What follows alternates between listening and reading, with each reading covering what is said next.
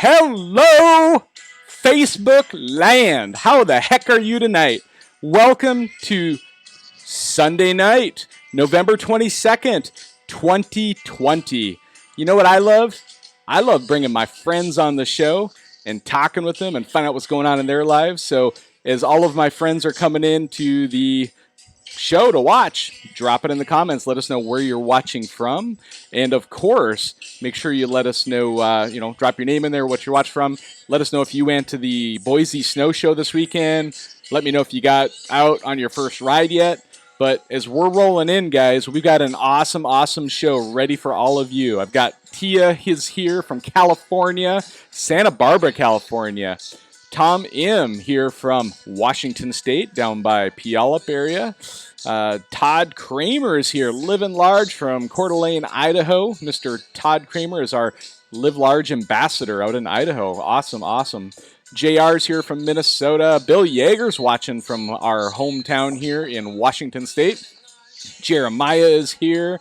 Ian is here from up north in Saskatchewan. And we have Murphy's Canada. Mr. Jeremiah is here for that. So, guys, we've got an amazing show ready for you. And if you guys have been watching the show for a long time, you've already seen Duncan Lee. He's been on. He was early on. He was one of those guys I reached out to and I really wanted to have on my show. He's an amazing dude doing amazing things in this industry, partnering with a lot of amazing groups and companies, including Aerie, one of my favorite places ever. So let's go ahead and talk a little bit about what's going on with the Live Large merchandise. You guys will find it in the show notes. Live Large merchandise / or Live Large sales. You can get in there, get the merchandise. As a reminder, all that money goes to Aerie for the Live Large University Scholarship Program. Get some awesome gear, just like this amazing show. I actually saw some videos and some pictures from the Boise Snow Show, and at least 2 people or more were wearing this exact shirt at the Boise Show. Love it that you guys were representing. Thank you for that. Appreciate it very much. The next thing I want to talk about is Fly Racing, one of our show sponsors here. Fly Racing's Zone Snow Goggles, $60 goggles, guys. We're going to have you do a share tonight. Get this shared out, blast it across the interweb, and you guys will be in to win some amazing new goggles from Fly Racing Snow. And so you know what? It's time, guys. It's time. We're going to kill the music. We're going to drop down the Fly Racing logo here in 3, 2, and 1. Mr. Duncan Lee is in the house! What's up? Dude, like, what's going on over there? Were you in California right now? I'm actively in California. There's I know I'm not wearing a mask in my own house, and the governor still allows us to be inside our own homes. And so, well, last I heard, your governor was partying down in Hawaii at a most likely a Christmas party or something. I don't know. Yeah, he's probably breaking all kinds of the rules he's making. But what are you gonna do? Yeah, you Duncan, you sound bitter. Like you must be the only one really? in America. You're the only one in America who's bitter about this. Like, you should just suck it up, buddy. You're right. I should. I'll work on that. So, Duncan, go ahead. Life still goes on. So life is charging and things are good. Exactly. Yeah. I've got music coming out of my phone. Let me shut that off. Cool. Holy smokes. My phone just decided, I don't know, it was like some heavy metal something going on over there. Awesome. Like rocket. So I've got to tell you, like, guys, when I have a guest like Duncan on, I just got to go in a little deeper than normal here. And I got to tell you that this is a dude that I have like the utmost respect for. Like, Duncan, I hope you know that this is sincere as it can be. Is, like, I've been watching what you've been doing for years now at this point. And, your pro riding, your mad skills up in the mountain, like the tee-up shot that we did, like, you guys were shredding and, like, launching, and you guys have got all kinds of amazing things you're doing. Not to mention, on top of that, you're a badass Avalanche educator who's just making it happen down in California. You're on the board of directors for Aerie. Like, you're a man after my own heart. Like, you just throw your heart and soul into this whole sport and industry between sledding and Avalanche education. Dude. Thank you. You don't know what else to say, do you? Yeah, I don't really know what to say. Yeah. Besides, thank you. Yeah. But you and I mean, go ahead. I think you nailed it, man. After your own heart, that's where it is all at and where it's all from. Like, yeah. I love the sport. I love the mountains. I love the community that is snowmobiling, and that's like what drives it. It's all passion and my want to help everybody else through, like, my learning and education and poor choices and bad experiences. Like, all that stuff comes together to help others so they don't have to make them, and like get our community to take that next step and everybody educated, you know. That's awesome. And I was lucky enough, it was 2 seasons ago. It wasn't last season, but the season before, I was lucky enough to be able to come down and ride out of, I was in Reno, Nevada, hanging out with my friends, the Potrats, and we came up over the mountain pass and hung out in Truckee, and we got to ride with you one day. Mr. Spiro was there. He's watching tonight. The Mike Potrats was there. It was Mike Potrats and I. Was Scott with us that day, or did he? Maybe he came with us. Yeah, Scott came the next day though. I got to ride with Scott. I think the next day is what it was. My brain got it all blurred together. But that's always a fun time too. Oh yeah. But it was cool, kind of seeing your backyard and the cool riding areas there too. So what do you got planned for this season with riding? Anything exciting for riding events this year? Or man, you know, like Avalanche education is going through the roof this year. And like, before I get into that, just riding alone, actually, my wife and I moved about 45 minutes north into the Lost Sierra. So we bought a small ranch. I mean, it's super small for ranch size stuff, but like we have a barn and some corrals, right? With no animals yet, but very cool. We're up here in the middle of nowhere. Our internet's horrible. We've got awesome neighbors, and like I've got some like mini moto track in the backyard and some ramps going on, and there's some pretty epic riding 15 minutes from my house. And dude, that's awesome. I'm stoked. I can like ride from my house to the place that you and I rode. That would be a serious mileage ride, which would be pretty sick. But the riding, it's interesting, right? Because in the spring, I usually like hold up a lot of time to go to Canada, and this year I just don't know if that's going to happen. Yeah. And that's usually like I save that for like my personal session. Okay. So I don't know, like riding, whatever. I got a brand new did you get 2021 turbo 154 Ski-Doo turbo, baby? Oh, baby. And today was ride number 2, and I like so many wheelies. Thing is insane. We've got 20 inches, but I'm just like, whatever. I can do wheelies on a road, so I'm stoked. Let me tell you, Duncan, the definition in the dictionary of self-control. Let me explain to you the definition of self-control. Right? Please, you ready for this? Yeah. I have a 2021 Ski-Doo Turbo 165 expert package, all blacked out, mad black, you know, like Darth Vader going on in there, and it's sitting in my darn trailer, and I haven't ridden it yet. Right? That's self-control. Because like I'm telling myself this. There's 2 things I'm telling myself. It's like, okay, I've still got my 2019. Let me go beat on that one in the early season, right? In case I'm going to hit a rock or something else. I don't want to smoke the new one, right? Yeah. And then the little bit of like, you know, sensitive man that I am, like I've got a wrap coming for my sled, and I can't get myself in the head mindset of going out and getting my new sled all dirty just to go clean it up, just to put the wrap back on. So I've got 2 excuses that I'm sticking with. I like it. Yeah. Just 2. That's good. That's all you need. Yeah. Self-control. That's a good, I like that. Self-control. That's some good, half the time I can't exercise that. I hear you. So and what about definitely wrap it before you ride it? Always. Yeah. Well, give us like a little teaser of what you got coming for Avalanche season and training and education this year. What's going on in California? Is nobody signing up because they're scared of COVID, or is things blowing up? Man, like I mean, everybody's been talking about how it's going to be a crazy year in the backcountry. I personally, I'm kind of like scratching my head. It's every year's been busier, so I wonder if it's just going to be an extension. I know there'll be more users, but we'll see how busy it actually is. Okay. For Avalanche education this year is, it's busy for sure. With the Sierra Avalanche Center, we offer free classes down here. Yeah. And on our schedule this year, I think we have 8 courses this year. We're offering level 1s, rescue, and level 2s. Yep. And gosh, those aren't open for sign up yet, but as the past 5 years, they will fill up within 15 minutes. Well, go ahead.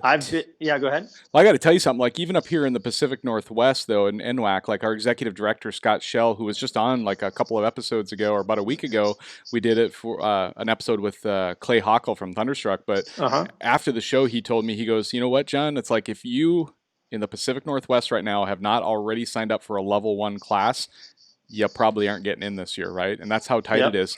The mass exodus of the cities to get out in the backcountry is real, and people want to get out there and be safe. And so it's amazing. But yeah, back to you, man.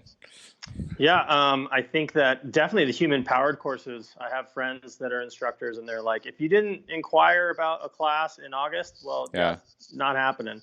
That's crazy. You know, it's pretty similar in the sled world. I've been reached out to by a few different groups wanting privates, which I've figured out a way to do in conjunction with the Mountain Riding Lab, my buddies Matt and Will from from Jackson. Very nice. They're able to get some permits now for where we've been looking at different spots. So we've got permits out here right near my house. So I'm offering a few different classes up here. And I'm staying just outside the Sierra Avalanche Center forecast zone. Okay. And then I think we're going south of Tahoe as well to do a course, and then something out in Elko again, like I did last year. And then we're working on one in Idaho, and I think we're partnering with CM Backcountry, Cody Monroe. Okay. So, you know, there's just a ton of things. I have 3 days that don't have Avalanche education things in January. And then my February, I have 0 weekends open because I'm teaching every weekend.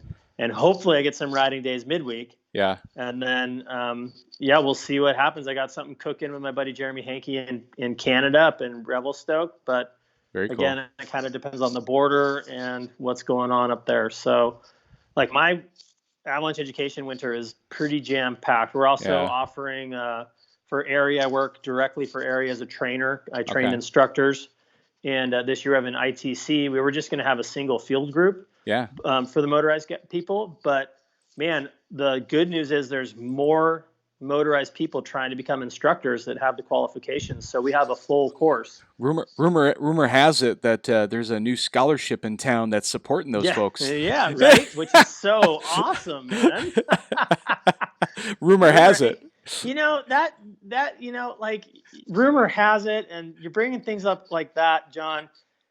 I think one more thing before I all right. Put something at you. Okay. All right. What's going on over here, buddy? Like don't just take over my control, buddy. Like, this is the Jon Ferrian live show. Let's be honest. Hey, hang on. You just hold on there. Sir. All right. I mean, it's all yours, buddy. It's all yours. Okay. Well, no. One thing. Okay. The Fresh Set of Tracks film. Oh yeah. Is being released on the 26th. Awesome. Dude, yes. Share the link the second it comes out. Let's share that thing. Downloadable. Yeah, it has finally happened. The Swedes got it together. They made the music right. It happens. It's happening. It's click on the thing. And well, let's be honest. You know, it's they're on the other side of the world, and it's like the time zone difference. It probably just took that long for them to get caught up. That's what it was. That could be. Yeah, that could be. That's very possible. Yeah. Yeah. Okay. But hey, look, like, enough about me. I really didn't get on this call to talk about what? Me. What are you talking about? Yeah, no. You need to calm down. You need to park it in the back. Dude, seriously, this is my show. Don't be taking over my show. No, actually, no. Tonight, this is not your show. You're out of here, bud. You need to sit back and relax and I've got a barrage of questions for you that I know a lot of people probably have. So, you know, do whatever you need to do, but I'm taking this thing over. Done. You guys now, just so we're clear, cut, scratch, put the brakes on. You guys are now watching Duncan Lee live, and he's interviewing. Who's your guest tonight? Oh, tonight we're talking with Jon Ferrian. What's up, Facebook world? Woo! What is up? We are out here. Hang on. Let me get my intro music going here. Oh, dude, this is awesome. Dude, I'm going to subscribe to your channel. This is an awesome show. All right. Yeah. Okay, everybody.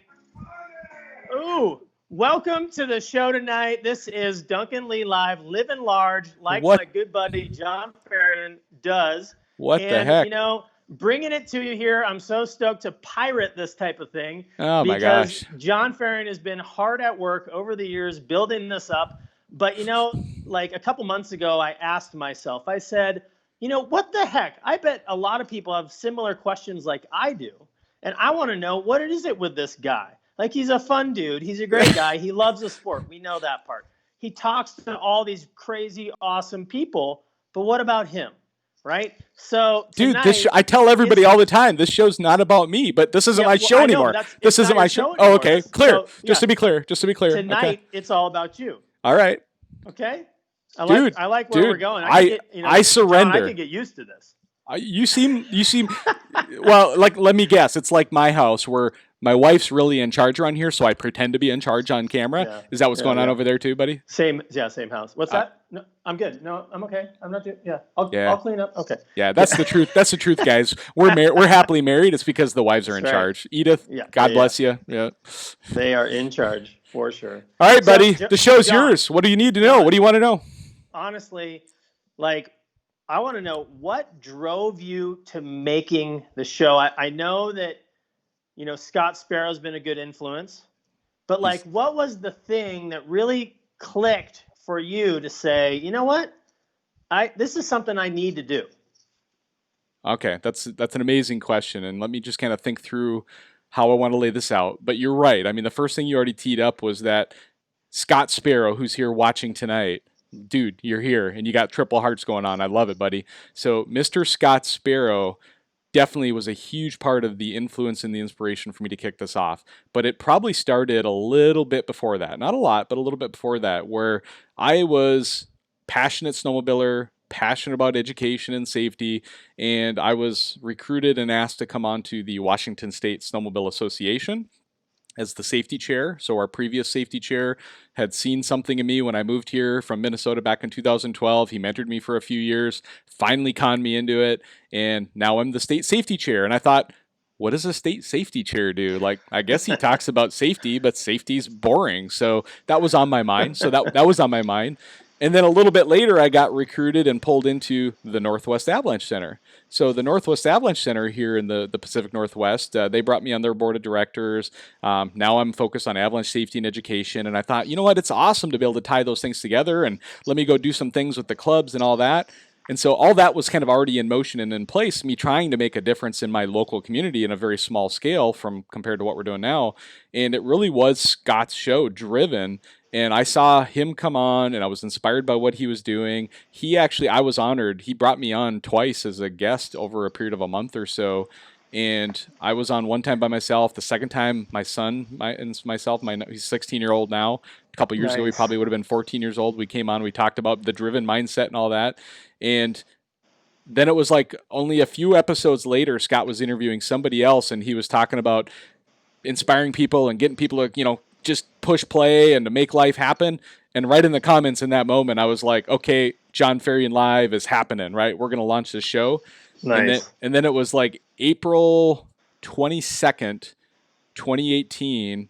I was out riding on Mount Baker. It was a Saturday. It must have been a Sunday because I'd been doing the shows on Sundays. But I was up riding Mount Baker. I had already pre-planned it up with Scott. Scott Sparrow, believe it or not, was my very first guest ever. If you go back and watch in the Jon Ferrian Live page, you go back there all the way to the episode number 1, Mr. Scott Sparrow was the first guest, and he's the one that kind of really was a big inspiration for kicking it off. And I love that he's here watching tonight. That's awesome. So that is pretty cool to be able to have that build up and then find that extra motivation through Scott's show, Driven. Yep. And then to actually make it happen and then have Scott come on. Yeah. Like that's a very cool way to keep the ball moving in a circle, but also paying it forward and backwards, like all around. Yeah. And but for anybody who hasn't already seen it, Scott Sparrow and Cody Hunt have now partnered, and they've got the Driven Mindset podcast that's re-kicked off and kind of refreshed here again. So Scott, feel free to drop it in the comments, buddy. Driven Mindset podcast. Drop it in the comments. Let people know where it's at so they can go watch that episode as well. So that's cool. So they're partnering. They're both doing the show from here on out.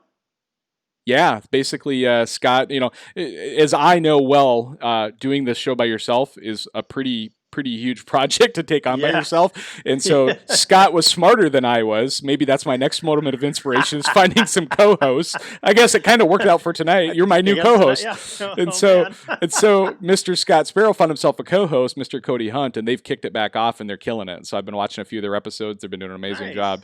But yeah, maybe just throwing it out there. If anybody, I'll just make this Duncan, I'm feeling inspired. Let me just throw it out there. If anybody who's watching has loved the show, watches the show, and would love to come on and be a co-host with me and help interview another guest, let's do it. I have no idea. I didn't plan that. I didn't think about it, but like this conversation just got me excited. Rolling and with the moment. I like it. Yep. That's how things continue. So, okay. So you started the show. Scott was your first guest. what was your, like, obviously bringing safety as the forefront in the motorized community, but what else was your goal with having the show? No, exactly.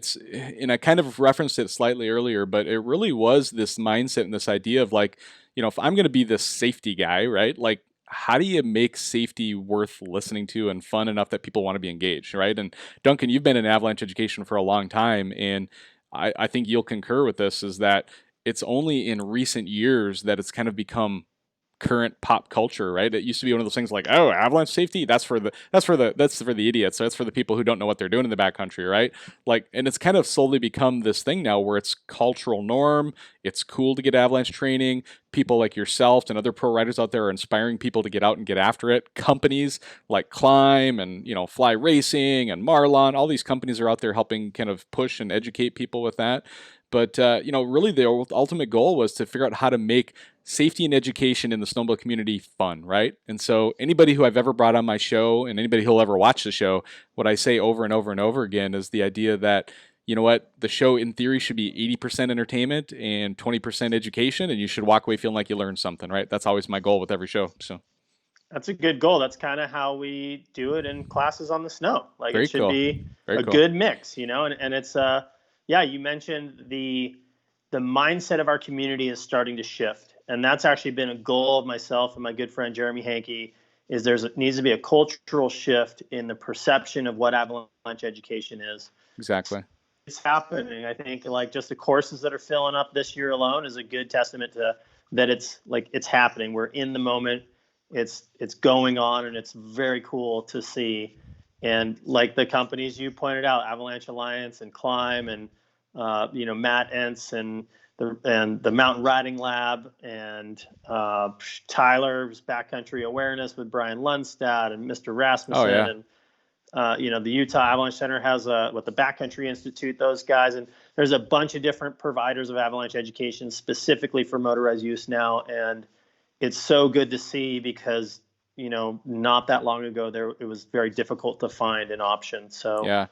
So we're making moves. It's awesome. Yeah, and it's so amazing to kind of hear a lot of the same names that you just rattled off. Private conversations I've had with them where there's pioneers in this sport like yourself. We've got Matt Enns and Rasmussen, all these folks who kind of like 3, 4, 5 years ago met up with Ari and and they were all like, this is our goal, this is what we want to happen. And then it's been this like, get on the train and start chugging along and making it happen. And it's this evolution of like, okay, someday this is going to catch on. Someday, but you guys all have been doing that groundwork and that hard work to get it to the foundation is there, so that now in this last year or so, 2 years, whatever it's been, the transition to go from kind of low-key avalanche education as part of the conversation to now it's like it's kind of become almost at the forefront of the discussions. Like when you go to a snow show, you go anywhere in social media, there's constantly talk and discussion. Like just recently there's this whole Be Ready challenge, I think it was called, where people are doing their avalanche pack, how quickly can they get their beacon pulled out and stuff too. That went viral here the last few weeks and stuff. And so it's like people are catching on to this stuff, that it's important. It's something that should be part of the ride. It's no different than buying a spare belt or throwing an extra gas caddy on your sled to go riding. Get your avalanche education as part of the ride, right? That's right. Yep, that is 100% correct. Awesome. Okay, so before we deviate from talking about the show and the Live Large show, I have two other questions on it. Sure. What came, like, where did the Live Large name come from? That comes out a lot, actually. I'm glad you asked that question because I get that question a lot. And I love the answer. Like, it was completely and totally a stinking, like, coincidence, accident, whatever, right? And so here's what Live Large originated as with me before the concept of a Live Large show or anything else even came to be was, I consider myself somebody who, if this is a crowd of people and they're going this way, right? Guess what? Here's Jon Ferrian and he's going the other way, right? And so, like, everybody's like, happy birthday, Duncan. Happy birthday, Duncan. Happy birthday, Scott. Happy birthday, right? And I'm like, dude, like, I don't want to just blend into the crowd and tell everybody happy birthday. I'm going to be like, live large, man. Like, live large. Like, happy birthday, live large, have a great birthday. But live large just became this kind of this greeting I gave people around birthdays and anniversaries. And in my mind, I hadn't even really fully articulated what it meant yet. But in my mind, it was like, live life to the fullest, right? It's like, some people, they think of the phrase live large and they're thinking like, oh, have lots of cool things and go do lots of cool things. People think it's all about either money or like position in the world or whatever. And like, in my mind, it has nothing to do with that. My version of live large is literally this, Duncan. And the cool part is at the beginning of the show, I flashed it up, and I'm going to flash it up one more time. And it's going to cover my side of the screen. People will see you. I'll be covered up here, but check this out. So this flag that's on the logo, the t-shirt here, Duncan, the latest shirt, it says live large across the bottom, hashtag live large.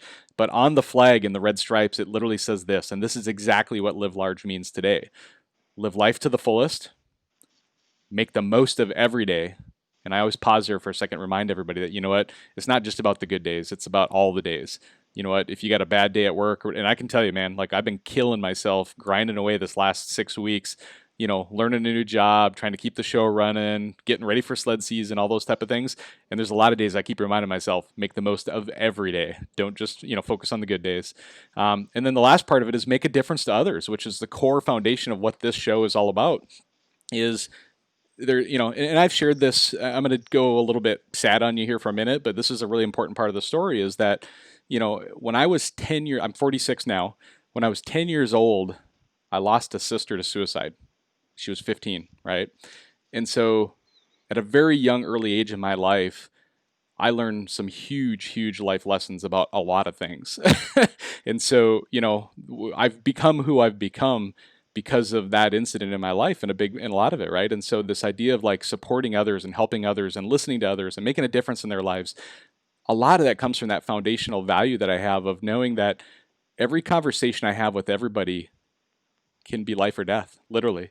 And whether it's in the context of avalanche safety and education and giving somebody a piece of information that they didn't have before, I know that the decision they may make tomorrow or the happiness they have today because someone said hi to them or gave them that inspiration, it's like, I don't know, you're old enough too, man. Like, I don't know if you've lost anybody in your life to something like suicide, but it's devastating. It's horrific for everybody involved. And in a lot of times the people think about it as, it's the easy way out in their mind, and they're doing something to take the burden away from everybody else. That's in their mind what's going on, right? And the reality is it's the opposite of that. It's not even close to that. And so, taking a minute in our lives, slowing down, just saying hi to somebody, man, like giving them a smile, be there for them, support them, take an extra minute to listen to them. Dude, like if I could encompass what Live Large is all about, like that's it, buddy. And when people wear the shirts and stuff at the snow shows and all these things, my heart explodes with happiness that people have embraced this concept, and it is what it is. And I I appreciate you asking that question. It's really powerful and meaningful to me. I mean, the first time I heard it, it resonated severely, which I think it happens with a lot of people because the message exactly like live large, live life to the fullest. Yep. Take every moment, make the most of every day. Yeah, yep. Exactly. And choose positivity. Yep. And because that's a choice. Everybody has it every moment. Amen. And be a positive influence on other people. Like that's that message right there. Like what a great slogan to actually encompass all that. There's one piece there's one piece I haven't mentioned yet. I'm going to tell you this because this is amazing. A lot of people call this show the Live Large Show, and I call it the Jon Ferrian Live Show. And the reason I call it the Jon Ferrian Live Show is because I don't have to worry about trademarking it or copywriting or anything else. It's like if somebody else wants to call their show the Jon Ferrian Live Show, let them, right? God bless them, right? But the reality is I was actually going to make my first logo, and Mr. Scott Sparrow again came to the rescue here. He was helping me kind of pull together this logo, and I used the first website I ever used was actually his website where he was selling his Driven merchandise, and I was trying to come up with a logo, and literally I was going to have it say Jon Ferrian Live was going to be the big letters across the top, and then underneath it was going to be hashtag Live Large. And guess what? My beautiful wife, Edith Ferrian, says like, what if you reverse that? Like, what would that mean? What would that do? What if you just flip-flop that? And I'm like, that's genius. Like, nobody gives a crap about Jon Ferrian, but they all want to live large. They all want to live large. I think they go hand in hand, my friend. Yeah, hopefully that's the case. If one comes together, and that's the thing is like, and here's the thing is I get this question all the time is like, hey, can I put Live Large on my trailer? Can I put Live Large on my snowmobile wrap? Can I do? And I'm just like, you know what? Live Large is not mine. It's everybody's, and that's the way I built it, and that's the way I intended it for be. So I tell you all right now, like if it says Live Large and you love it, like put it on your sled, put it on your trailer, whatever. By the way, on our merchandise website where we're raising money for Erie, we have Live Large stickers already. I can make it easy for you. They're already pre-printed, ready to go. You can order those there.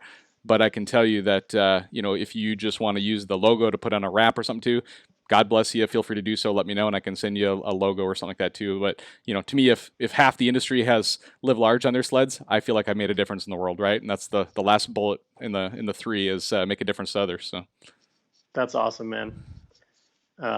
So you mentioned the merchandise, and you purchase a sticker, and then some money of it goes to Airy.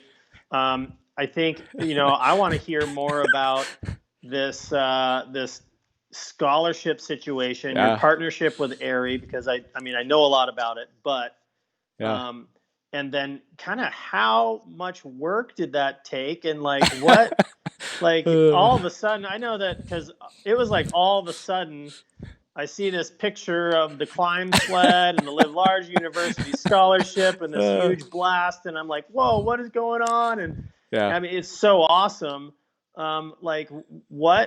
What got you to that, and how the heck did you pull that off? All right. I'm going to try to figure out how to make this story as short as I can because it's a long story. So here's what happened is when I first started the show and started making shirts, I did it was in partnership with Scott. And at one point, as Scott took his hiatus, we also shut the website down, and I didn't have shirts for quite a long time, right?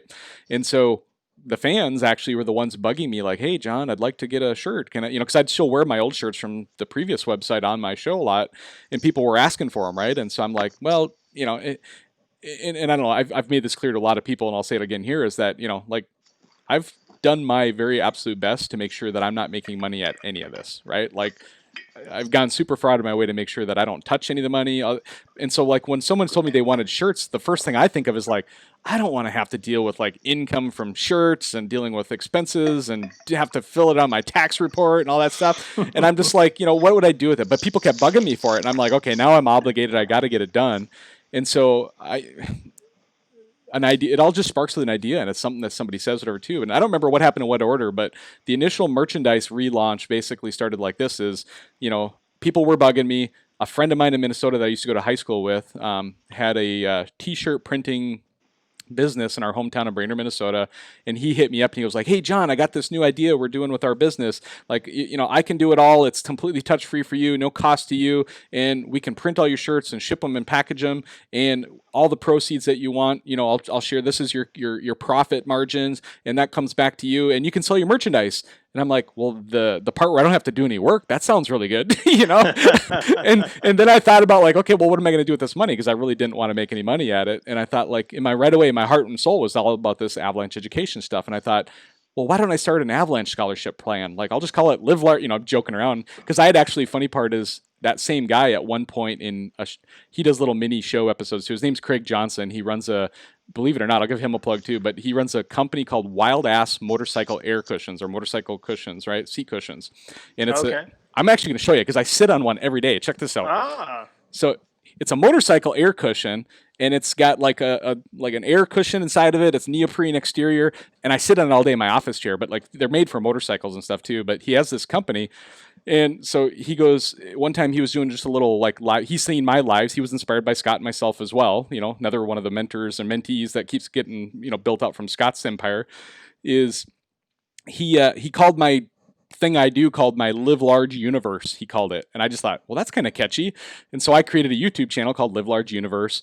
And then the Live Large University came from that and all that kind of stuff, right? And so, this website and everything that came through it, it's we called it the Live Large University Scholarship Fund.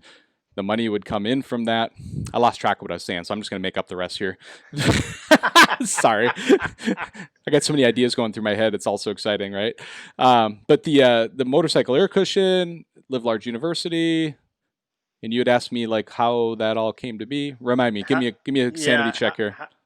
Bring us up to speed on how you got to the Airy scholarship. There you go. Yeah, and so I know what it was. Yeah, I was talking about the fact that I was going to do Avalanche scholarships, and right away I started figuring out I really don't want to have to deal with this. I wonder if there's a nonprofit I can work with, right? And I was checking into snowmobile clubs and stuff too, and it was actually an episode that I did.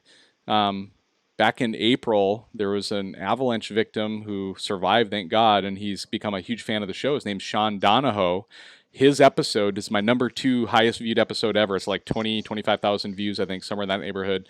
And he was on the show. And after that show was done, in that show, I announced that I was doing this, selling the shirts. I was going to do an Avalanche scholarship program. And I was inviting Avalanche educators around the nation to just be a partner with me and like, hey, let's talk. Let's kind of figure out how we can make this happen. And guess what? Our buddy Matt Shabam was the first one to reach out to me. And nice. in that first conversation, Matt goes, Jon, I love what you're doing. I want to be part of it. Let's figure this out. And in our conversation, he's the one that mentioned, hey, you should consider partnering with Aerie, right? And I'm like, that's brilliant. I already know Aerie. I hadn't thought of that. That's brilliant. Let me get a hold of him. And so through some mutual friends, like, I don't know, long story short, mutual friends, I got a hold of Aerie. And I think it took not even a phone call. It was like one email with the idea sent to Vicky at Aerie. And I didn't even get to talk to her, and she replied back saying, heck yeah, let's do this. You know, it was like, yes, immediately. Like, we've been wanting to do something like this anyway, and this sounds brilliant. And I already had some credibility with people she knew and everything else, hence guys like you, right? And also Liz from the Northwest Avalanche Center Board of Directors is also working at Aerie. And so that all came to be. And so there was the partnership with Aerie. And then it was like, well, I'm going to sell my shirts and all the profits are going to go from there. And, you know, we don't sell a lot of merchandise, but I sell some. You know, it's in the, you know, dozens, if not hundreds of items that we sell, you know, each quarter. And, you know, I was pretty proud of it, actually. And so we started this it was an idea in April, like mid-April. And then it became like 3 weeks. We pulled it all together, and I reached out in partnership with Vicky. She's like, well, here's our 4 Aerie providers that are still current and valid. And it was Brian Lundstedt with Tyler's Backcountry Awareness, which already somebody I knew and loved. Will and Matt from the Mountain Riding Lab. So they were the ones that reached out to me already. So that was an easy decision. Matt Enns, who I already knew and loved, right? And then we had Brett Rasmussen, Ride Rasmussen style, like another guy that I know and love, right? And so that was like, oh my God, if I had to pick 4 perfect partners that are already in place, like this is an easy button, right? Let's just figure this out. So I got on the phone with all those guys. We pulled it all off. We negotiated the terms of what everybody was going to do and how it was going to work. We got back with Vicky. We emailed it all out in kind of a mini email contract, and everybody agreed to it. And it's like, okay, here we go. And we started it. It was like the first week of May. I launched it. We announced it. The merchandise was live on the website. And then at some point in time, there's a really cool story here too, is Jessica Carter from Extreme Realities, right? She's in Cody, Wyoming. She does sled wraps. And she had already partnered with some people I knew on doing sled wraps. I had reached out to her to get some designs done, and we had already started, you know, forming a little bit of a mini partnership and her helping me and stuff like that. And I was getting to the point where let's be honest, the t-shirt shop, the guy who was doing their designing was literally 70 years old and been doing it for like 40 years, right? And I'm just like, he kept sending me like examples of shirt designs, and they were like, 1985 high school t-shirts, right? Is what they look like, because that's what he's been designing for that many years, right? Yeah. So I love those guys, but like the designs just weren't working out for me, right? And so I was getting borderline desperate of like, we got to get a new shirt or a design every month or two.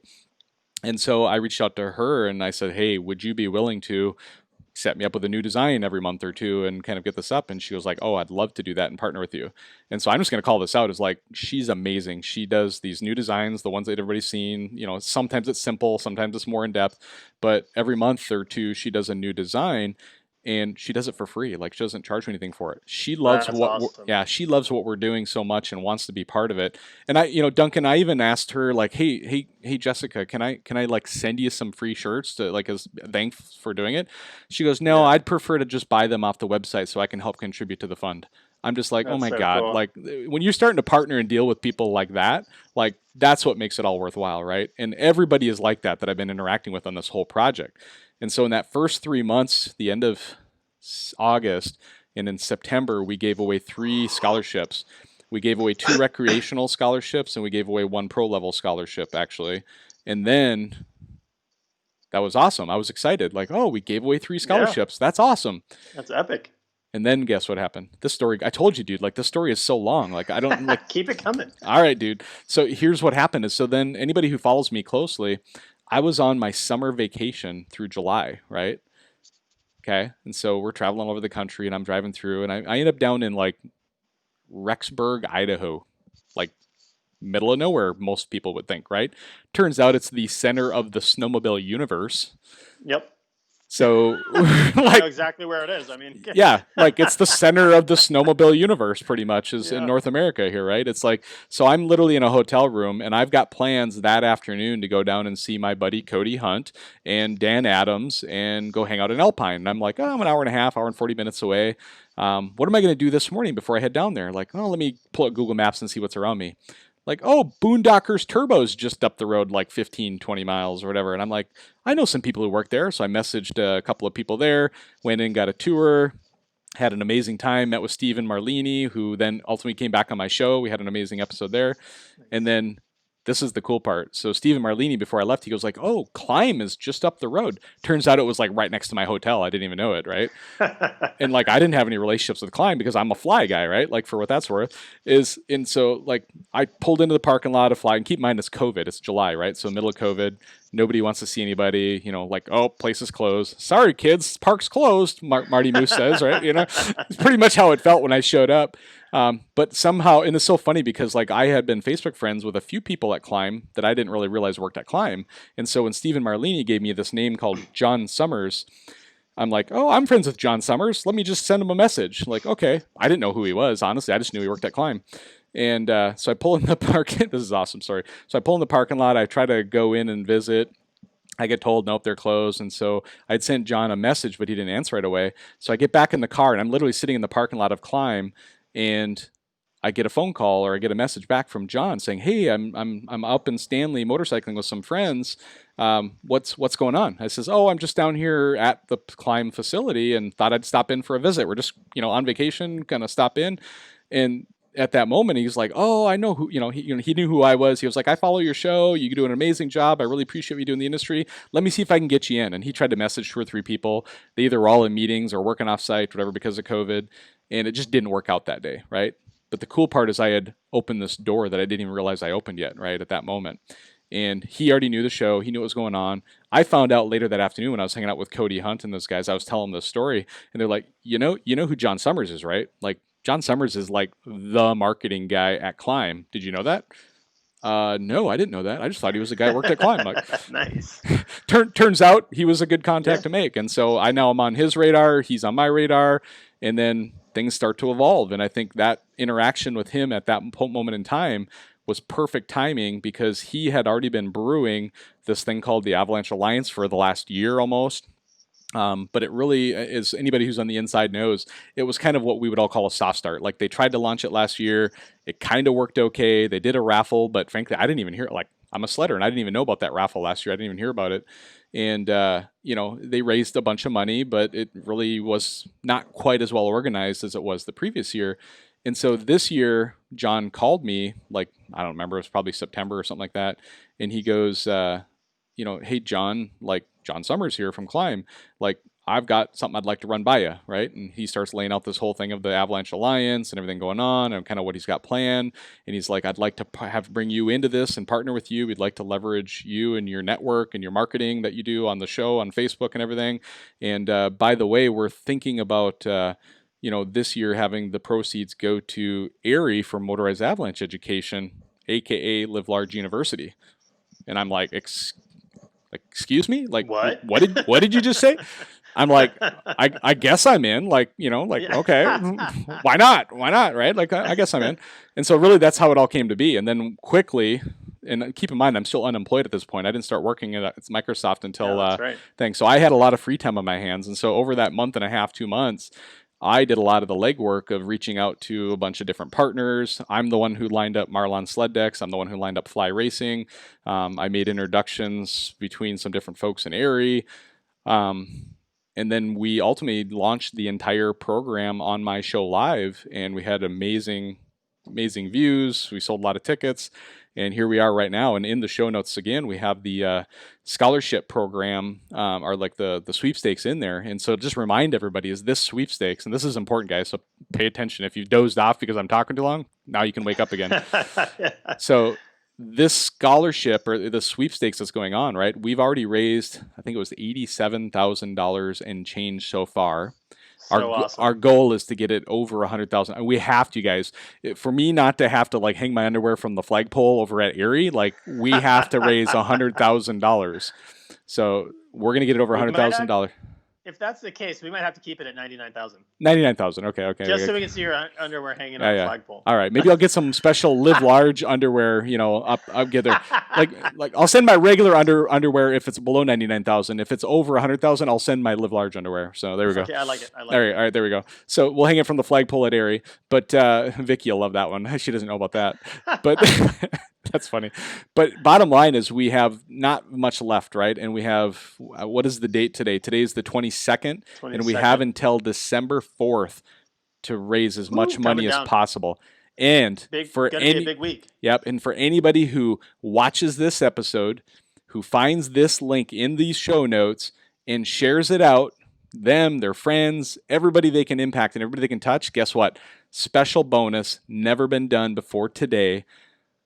New promo code, Live Large 40 is the promo code. Or you can just click on the link in these show notes.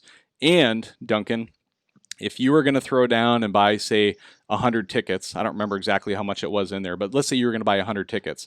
For that same investment that you would have got 100 tickets, you now will get 140 tickets.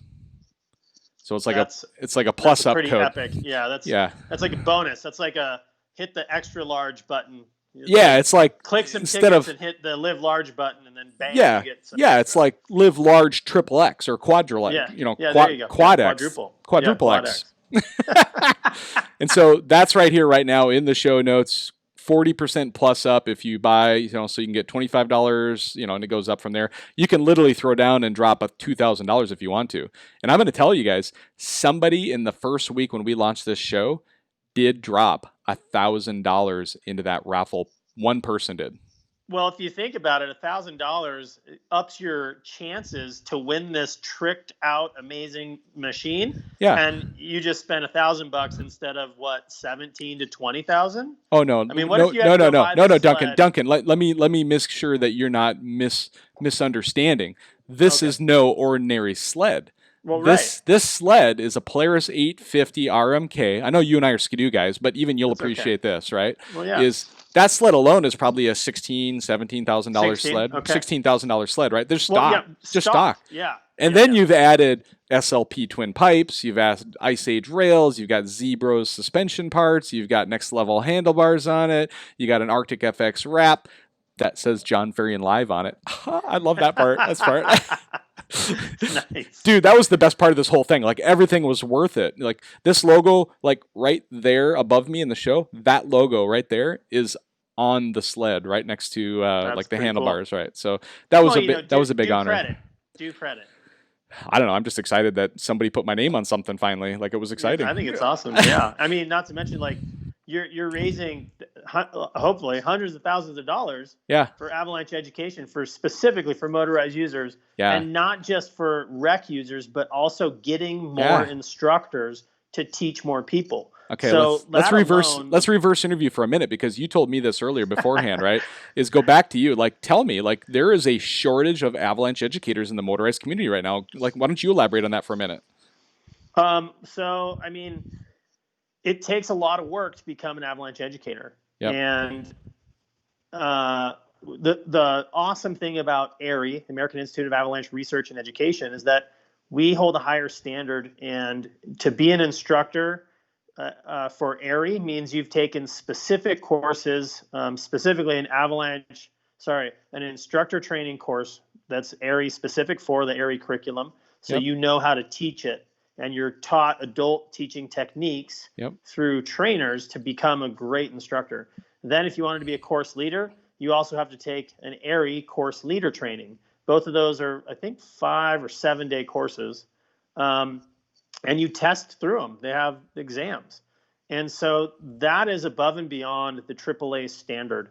AAA, the American Avalanche Association, writes the guidelines and standards for what you need to have to be an instructor. Yeah. You need to be a professional member, and you need to have Avalanche training and a lot of experience. And that's kind of where it ends. And it's really difficult for the AAA to actually police who is being an instructor. Yeah. And to meet those guidelines, it really doesn't take a lot. You still have to do pro level training and be a professional member. But to become an area instructor, it just takes that bigger investment. It's more money. It's way more time. And you're getting specific training on curriculum. And then you get the whole suite that Ari brings to the table of all these different PowerPoints and ways and lessons and the trial and error of all the instructors before us to give us the insight on, hey, here's what I found how to do this. And it's looked at as all of us instructors are kind of given the reins to mold and change and make it a personal experience. So I've detailed my courses are much more personal the way I do it than they are, like a cookie cutter thing. Same with Matt Entz and the lead instructor for Brett Rasmussen and Will and Matt and Brian Lundstadt. And, all these instructors are developing their way of doing it. But this support that Ari brings is huge. Now, you've mentioned there's 4 motorized only providers, Ari providers. There's about 8 motorized providers. The other 4 do both. They do human powered and they do some motorized stuff. Got it. Across the board, there has not been a lot of opportunity because, we're short on instructors. It takes a longer time to go through the Ari process than it does to just become a AAA instructor. So that's something we're facing. But like this year, we were scheduled to have an instructor training course with, I think, 5 students. It jumped to, I think we're at 10. So we're actually running a course by itself. Myself and Jeff Hamilton are teaching these instructors their instructor training course. So when they graduate from that, then they'll be able to sign on with a course leader to provide more classes. So each instructor that goes through their training is able to teach. I mean, the potential is pretty big. Like this year, if I'm doing 12, say it's probably 11 rec classes, I mean, that's 110 people that I could potentially be teaching if they all fill. Now, some of those classes, I'm just keeping it to 6, so I'm the only instructor because it just kind of makes it a different experience. And we've got, groups of 6 that want specific training for their crew. So, like the more people that feel like they might want to be an instructor, get on it right now because you're wasting time if you let another season go by. And that's exactly what this whole scholarship program is all about. And, I did include in the show notes a link for people to go in and apply for the Live Large University Scholarship, right? So nice. It takes them to the area website. They can go in there. And keep in mind, even the pro level folks that are going to get trained to be a pro level instructor, at some point, they have to take an awareness class. They have to take a recreational level 1, a recreational level 2.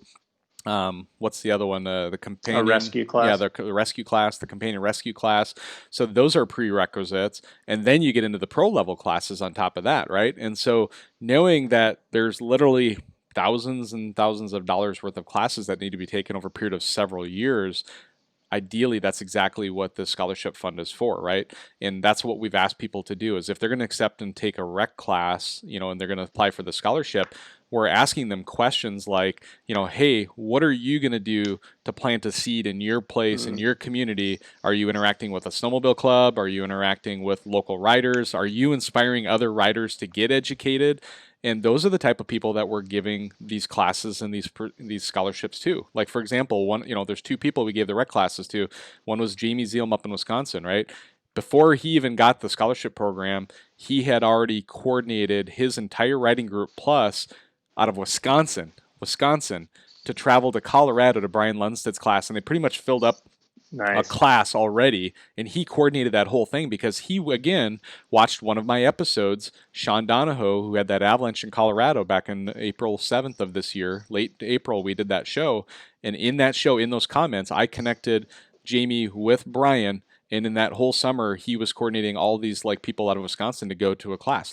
That's the kind of guy I want to give a scholarship to, and we did. Yeah, 100%. Right? And again, just to be clear, I'm not the one making the only vote. I get a vote, but Ari gets the majority of the vote on the whole thing. I just get to voice my opinion on yay or nay also, But my vote, supported Jamie for what he was doing. And again, everybody had a lot of great stories, but some of these stories were really amazing. And then there was another one named Linda. There was another lady named Linda out of Oregon who had similar stories where she's investing in her community and involved in ladies rides and different things like that. That's inspiring other people around her.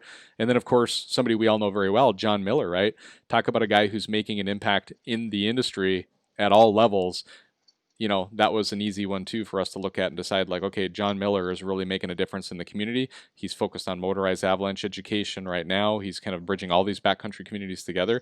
Like, that's somebody we can give our blessing to get a scholarship. So those are the type of things we're looking for. And again, it's, it's more like, what are you doing to make an investment in your community, right? Is what we want to know, and we'll want you to then pay it forward. So. It's. I'm sure you're looking for people that are living by the Live Large guidelines, and that's actually part of it. You've got those three bullet points. Yeah, no, that's impact on others, and I mean that's huge, right? And so, like, what you guys are doing with that is so awesome. I was so ecstatic to see that when it got released. Being an area instructor and involved as a board member. So and something I'll just share with you. Such high fives. Yeah, that's awesome. So like 2 or 3 or 4 different pro level instructor people across the nation have in the last month or so called me and said, like, damn it, Jon, like, we've been trying to do exactly this for the last like 8 years or 5 years or whatever. And somehow, some way you just got yourself plopped right in the middle of it and coordinated it all and made it happen. Like, I'm like, you're welcome / sorry. I don't know what to tell you. Like, I don't, but again, I'm sitting here and I'm telling you, like, I am not going to sit here and take even the majority or even half the credit for any of it, right? Like, yes, I made a difference in a lot of it, but sometimes it's being the right place at the right time. But the part that I really love and what I really take to heart and what I really know that Live Large is all about, it's literally inspiring other people, right? It's like, hopefully what I'm doing inspired John Summers to look at our program and say, if Jon Ferrian is behind that program and what they're doing with Live Large University, I can get behind that, because look at what he's doing in the community and the difference he's making and the people that are just embracing and following what's going on. And so literally, like, everybody who's watching, everybody who will watch this show, all of you folks inspiring me to then turn around and inspire the other people who are making a difference in this community, getting all these businesses behind it all to make it all happen, to then, this is the best part, get people trained to be able to come back out and retrain and reinvest back into you, the viewers. Boom. Guess what? We just made a full circle. You are investing in yourself. Yeah. Boom. It's pretty awesome. Pretty awesome that way. Sure. Dude, are we done yet? Like, I'm getting tired. No, not yet. Man. I still have some good questions. So that kind of brings us up to speed where we're sitting right now. But all right. Let's take it back a little bit. And, you sent me some things, some basic bio stuff. I have a pretty good question about your day job list. What did you do at Walmart? Dude, like, you didn't know that? You didn't know I worked at Walmart? I mean, I don't know much. I tend to forget a lot of things all the time. That's funny. But, like, that's an interesting one. Like, I don't think I've ever met anybody that worked at Walmart. What? Like, you don't know anybody then? Like, you know me. You're right. Well, you know me. You know me, I right? live in the sticks. I really don't know anybody. That's awesome. So, no, what'd you do there? So here's the thing: is when I was it started in 9th grade, and my mommy told me, and she watches the show all the time. She'll love this. So That's awesome. my mommy told me, Jon, you should go take a photography class in junior high school, because you know what? It's a good lifelong skill to have. Period. Like, just for fun. Like, just go to photography. Yeah. It's fun and it's a good life skill. Guess what? That photography class in 9th grade, I got A+. I got all the credits possible, plus all the bonus extra credit, because I had so much fun in it. Like, legit, it was like it became my new snowmobiling, right? It was like I wasn't even into snowmobiling yet. Like, that was my snowmobiling thing, right? I guess I'm kind of a passionate guy. When I get involved in something, I just go all in. And so it started there, and I started then going to, I was in the yearbook staff in high school after that, and then I started going to college for photography, and I was going to be a professional photographer. That was my lifelong goal. And through the end of high school, and at the point that I had just turned 18 years old, I was going to college already for photography, and the local Walmart 1 Hour Photo, a friend of mine knew somebody who worked there because they were also into photography, and they said, like, hey, Walmart 1 Hour Photo is hiring.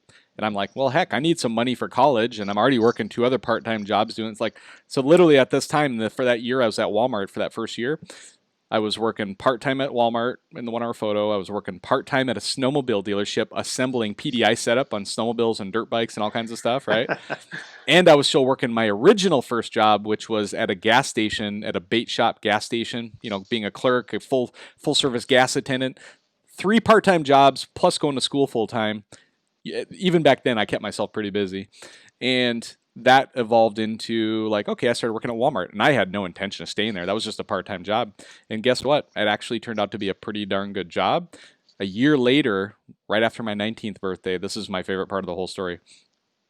I literally went into Walmart and gave notice. I said like, hey, my part-time job over at the snowmobile dealership, Brothers Motorsports, they are offering me full-time with benefits. So now I got a job with benefits, not just part-time, right? Like you can get actual, health benefits and all that kind of stuff.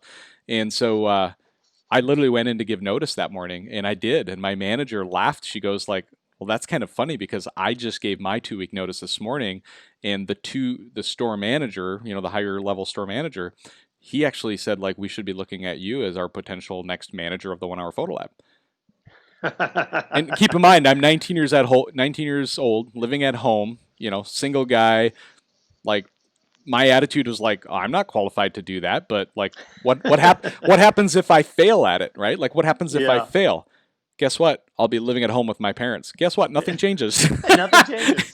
And so I thought, why not? Let's try it. And so literally that was the beginning of my long career at Walmart.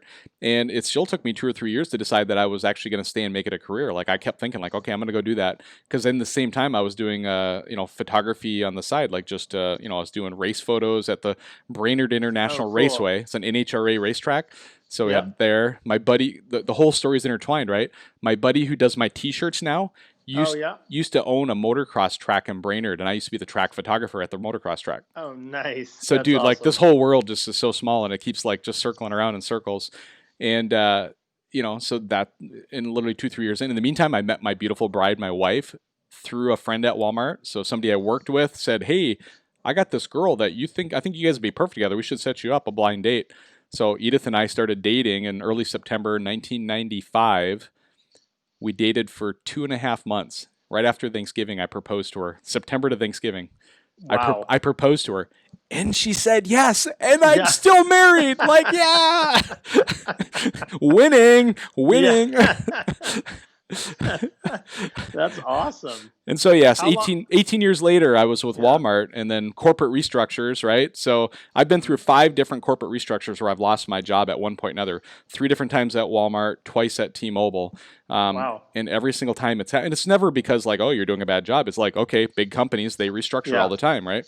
Yep. And so, you've lost your job. And so I've kind of gotten somewhat used to it. And somehow I keep putting myself in the next better position than I was in before, because I was forced out of it, right? And the same thing happened this time over the summer where the merger between T-Mobile and Sprint that happened, I lost my job because, again, they have 2 corporate offices, too many people. They had to let somebody go.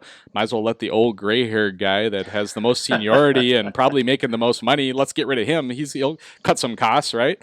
Yeah. And there I was looking for a job in the middle of COVID all summer. And in the meantime, we told that whole story about the Avalanche Alliance thing. So maybe it was maybe it was meant to happen. I'm a big believer in divine intervention. So I think it worked out for the community. That's for sure.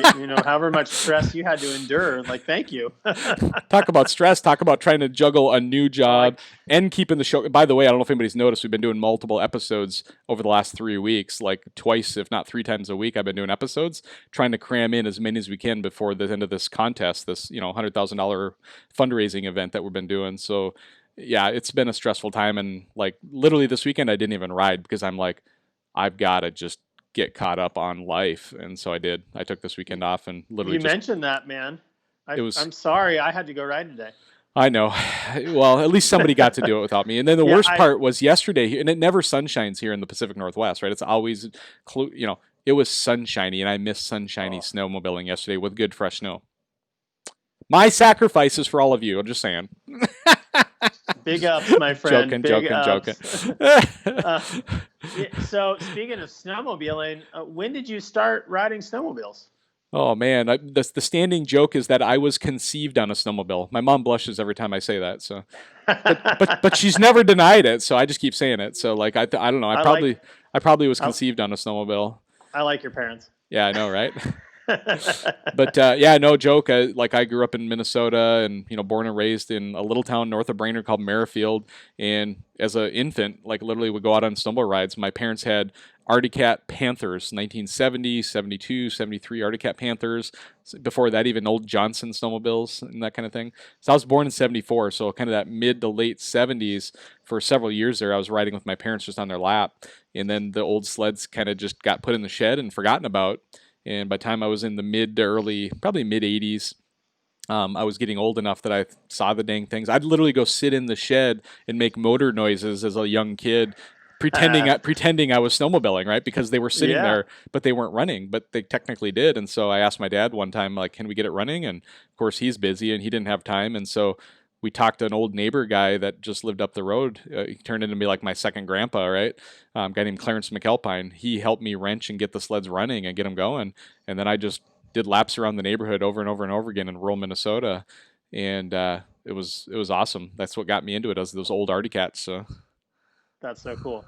Like you had to actually like work on the machine so you get it going. And yeah, you work. That's sledding, right? Monday, Tuesday, Wednesday, you'd work on them. Thursday, Friday, you'd actually get caught up on homework from school, and then Saturday, you go out and blow it up halfway through the day, and you'd have to rebuild it all over again next week. So sounds like a normal riding week.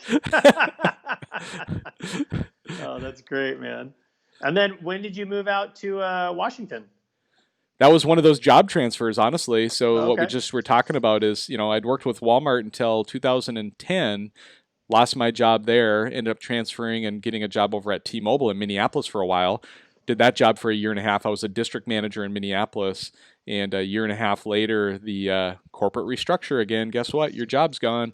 And luckily, I'd made a name for myself in a very short period of time and got on everybody's radar at headquarters. And so I applied for the account manager job at headquarters for T-Mobile.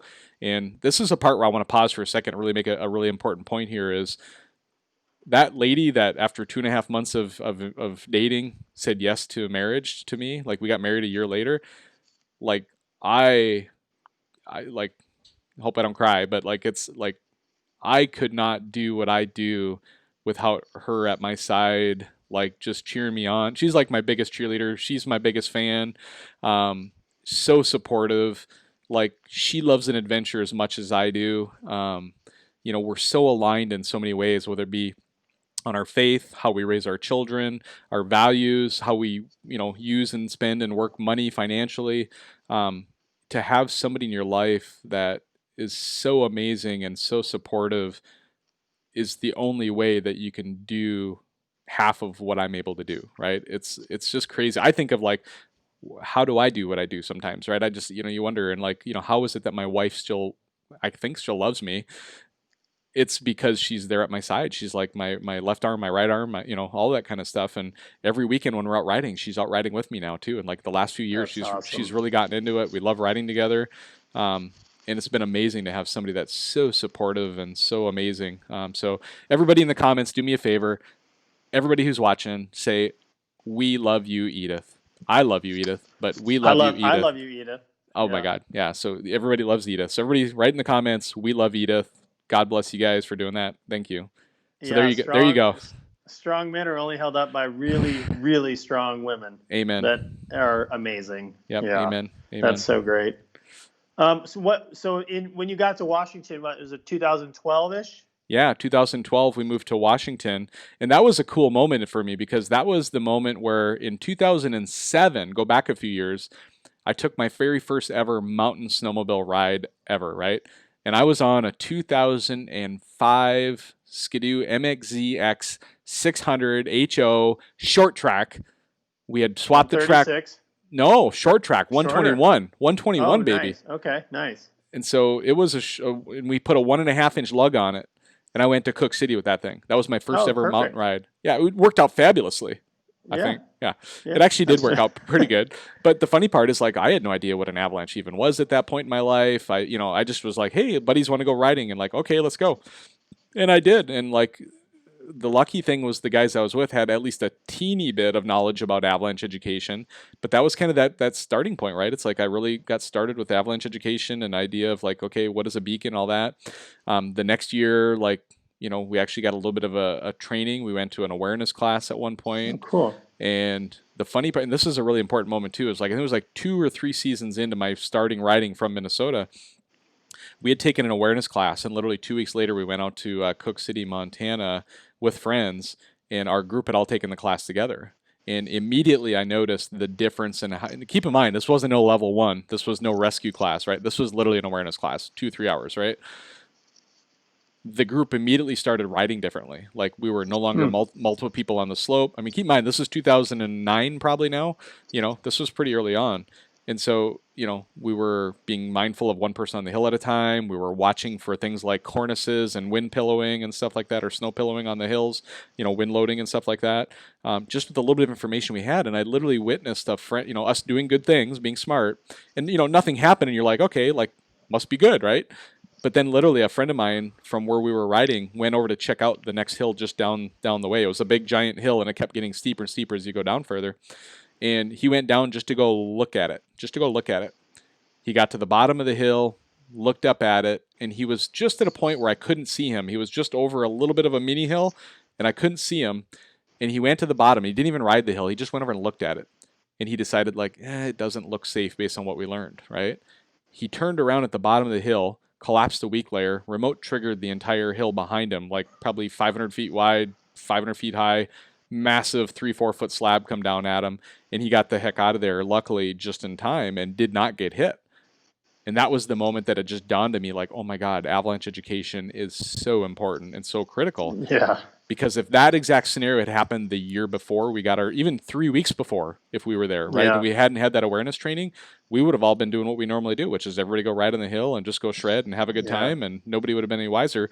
And we would have been digging out multiple friends, if not just calling their spouses back home for funeral arrangements, fingers right? Crossed. I mean, honestly, somebody would have died that day had it not been for that simple decision-making difference in getting some awareness, right? And that was kind of that kickstart there. But yeah, fast forward to 2012, I now am at a point where I'm going from being like an okay rider to being able to ride full-time pretty much all winter long every weekend in mountain terrain, finally. My whole life I've been waiting for this. That's since 2007 to now 2012, 5-year window. Otherwise, I was going to 1 or 2 weeks a year riding. And so to get in and to be able to practice every weekend and learn skills and focus on avalanche training and even more and get my level 1 while I've been here and everything else, like it's gone from just being like, okay, this is like really cool, to being like, this is a complete lifestyle now, and every second I get a chance I'm up on the mountain riding when I can. So how big of a difference was it for you to kind of move to the mountainous region of the country, and like you said, you're out there all the time now? Like, was that a pretty big change, and like what was it like? You went to Cook City, but like what was it like when you were like, okay, I live here now, this is what I do, and like what was that kind of like, what did the mountains make you feel when you got to them? Well, it was I think it had already started like back in 2007, 2008, 2009, 2010, 2011, right? Those seasons leading up to that, every season progressed. Like we'd go from, riding 1 week per season to then 2 weeks per season. I think there was one season I snuck in 4 different riding weeks in a season, back around 2010 or so. And to me, finally, when I was able to move to mountain terrain, it was like finally I was home, right? It's kind of what it felt like. And, I've got a sign, literally, I'm going to show it to you. I'll be right back. I'll be right here.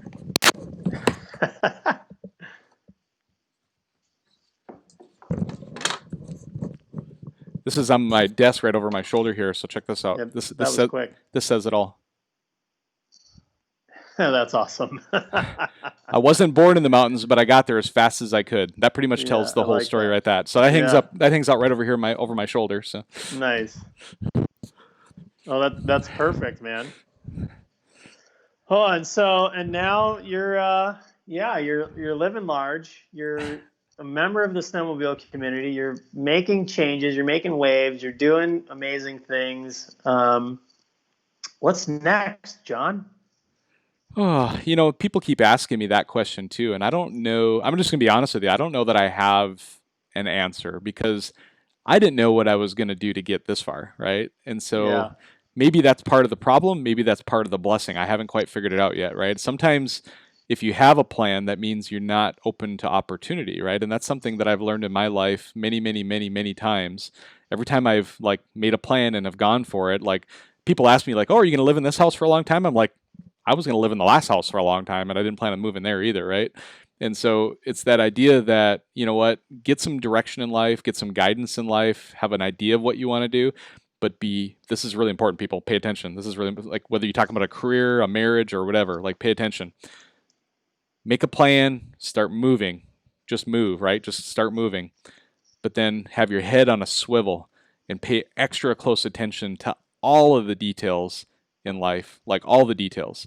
Those subtle little things that you think are just like nuisances, annoyances, maybe like you think it's an inconvenience. In my mind, that's somebody upstairs guiding you through life and giving you some eye-opening abilities to kind of think through some things. And you know what? The jobs I've had, 5 times losing my job and then being open and having an opportunity to kind of get to another, job, that's worked out amazing. The idea of a blind date working out, being open to that opportunity, that's been an amazing experience in my life. Snowmobiling. And so, I mean, if like I want to just continue to, and somebody asked this question earlier in the comments, if I'm an Avalanche instructor, something I know for sure I don't want to do is I have personally no desire to be an Avalanche educator, right? And I am much more enjoying my current role, which is to kind of be the PR guy for all the Avalanche people, right?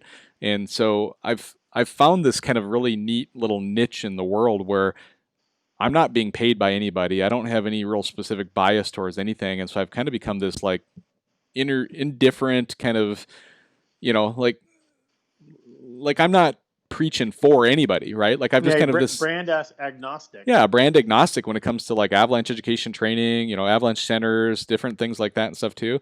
And so like to be able to, just do it for the sake of doing it and be passionate about it. Like I feel like, and it's part of the reason I go out of my way to not make any money at this. I feel like as soon as I start trying to make money off this, I'm going to lose credibility. And that's kind of part of my motivation is like the value and the money it's not about the money. It's about what I get out of it, which is to sit on a show like today and get interviewed by a badass writer and Avalanche educator like Duncan Lee. Like, guys, who else has this opportunity? Like, this is the kind of payback that I get for all of this investment and hard work is these relationships that are priceless, right? Like, if I want to go ride trucky tomorrow, guess what? Duncan's probably going to pick up the phone and take me out, right? Like, exactly. Yeah, come on down. And so, like, it just doesn't happen. And so, I'm gonna make this announcement quick too, Duncan. Is there's a book that our good friend David Wagner shared with me. It's called The Go Giver, not the Go Getter, The Go Giver. Back when I was off over the summer, David recommended I read it. He's been reading it himself multiple times. It's a short read. It's an easy read. And so I'm so dumb. I actually got the audiobook, so I don't read very well. I read well, but I just hate reading personally. I like audiobooks. Yeah, so audiobooks. So it's like a 3-hour audiobook, right? And so I've listened to it half dozen times probably. But the concepts inside of that Go Giver and this mindset of like, you know what, if you can provide and drive immense value into whatever it is that you do, it'll all come back to you. Like it'll come back to you, right? Like it's, whether it be, personal income, personal, friendships and, the blessings and things that I have in my life are all because I've put myself in a position to add value to other people's lives and to give. And those, I'm going to put them up one more time because they're so important, right? It's like live life to the fullest, make the most of every day, make a difference to others. Those are my core values. And honestly, part of the reason I just got this job at Microsoft is because in my interview, I actually shared those exact values, not with the image, but those exact values in my personal brand. I shared that as part of my thing. And I honestly believe that was part of why I got hired was they believed in the passion and the inspiration that I was going to bring to whatever it is that I did. And a lot of people would take something like that and hide it and put it in their back pocket. And I'm going to admit, I almost did that myself. And a very good close friend of mine said, John, don't do that. Like he actually told me, he goes like, don't take that out of your interview answers, right? Yeah, that's great. Include that. And he says, just be you, be yourself, and live life to the fullest as you tell everybody else, right? And like it'll come through. And it totally worked. It knocked it out of the park in the interview process. So cool. So I mean, like those are amazing words to live by. dude, like these people want to go home, Duncan. What the hell's going on here? Oh, like, my show we don't have any bounds. So Duncan, guys, if this, I'm just gonna say, if this was my show, I would have tried to wrap this up already. But Duncan, this is out of control. This is out of control. It's like I just added some flame to some really dry kindling, and off you go. Awesome. So do you have any questions for me? Because, before we're all done, I actually, in seriousness, want to give you a couple of little shout outs on a couple of things myself. I've got some notes on for you, but, you wrap up what you got first. We'll get this done. Sure. I mainly wanted to just kind of get a background on you, kind of understand where you came from, your passion for the sport, what drove it, how you started the show, and then, talking about the Live Large University. So honestly, I feel like I know a lot more about you now than I did an hour and a half ago. So thank you, baby, sir, for joining Duncan Lee Live. All right. And I think it's been great. And don't forget to subscribe, everybody. Tune in next time, whenever that might be. We're throwing curveballs all day, every day. That's awesome. Appreciate it. So I just want to do a quick shout out is one thing we haven't talked about is you're a new father. I guess it's probably been more than just new now. It's been a little while, but tell us a little bit about being a new dad and what that's like. Dude, so most people, when we announced that we were pregnant, most people gave us the, wait, huh? You guys, you and Mel you're having a kid? That's awesome. Because we've been so long, my wife has been an adventure guide, a high altitude trekking guide. She's been traveling the world for 10 years. And then that's usually during the summer months. She would leave May into June, and then August into September, and then again October into November, and then we flip, and I would leave some in November, December, and then I'd be gone for weeks at a time in the mid-January and February. And then March, April, I would spend, some years I've spent a month or more in Canada, and actually some years it worked out where my wife was gone guiding in places like Mongolia, Bhutan, that's Everest awesome. Base Camp, Kilimanjaro. So our lifestyle's been so adventurous and full that people are just like, wait, what do you guys are having a kid? And, we were very hesitant. We've had discussions we've been married for 11 years, I think. Wow. 10 or 11 feels like 2. And well, as they say, you're not getting any younger, right? I'm not getting any younger. Well, you haven't caught up to me yet. You're doing good. So. You're 46? Yeah. You only got 4 years on me. Wow. Yeah. Well, just look what happens in 4 years. Geez, you got no hope. I already, it's all good. Oh yeah. I keep my hat on for a reason. So. Yeah. Oh yeah, that's right. But so we were like, gosh, I don't know. Do you want to? And we both just arrived at the decision of because let's do it. I would hate to be at the end of it all to look back and say, man, I wish we would have done anything. Yeah. Right. I never want to have a regret. So, and I know now what I try to tell everybody, which is oh my God, if you can start living for a little miniature human being that came from you, it's it just changes your entire life perspective, and it's so worth it. And it just puts your head in such a right place. You probably thought I'm a pretty good guy before. And now you look back and you think man, look who I've become now. Right. As a father and it feels amazing for sure. One of the things that I'm proud that isn't changing though is my drive to send it. There you go. And my stoke to recreate. So, awesome. That sounds since we've had the child, I built a freestyle ramp for my little mini electric bike. That's freaking cool. I'm building it all for him. Right? Of course. I got to test it. I got to test it out. Of course. Maybe next year he'll be ready. I don't know. It might be too soon, but awesome. No, it's great. He's about 8 months old. His name's Bridger Kaida Lee. We'll call him B Lee, maybe. Who knows? That's awesome. And he's just this happy dude and super easy, and he's chubbier than my wife and I. He's super healthy. He has zero intent on crawling still. Wow. But I'm sure he will at some point. But yeah. We probably he'll probably go right from laying on his back to getting on a snowmobile or a dirt bike or something. Yeah. Most likely.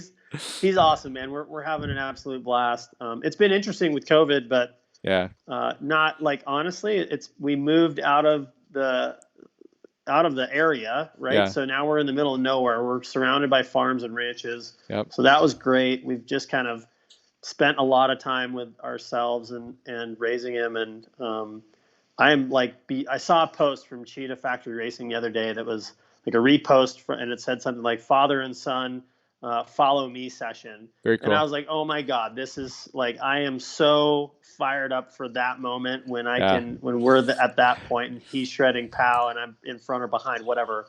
Well, just be prepared. Just be prepared for this because it happened to me, and it's no harm, no foul. But just know, your children don't always follow your own passions. I've got two boys. Hey, I've got two boys who honestly don't want nothing to do with snowmobiling, and really? I had two snowmobiles for them.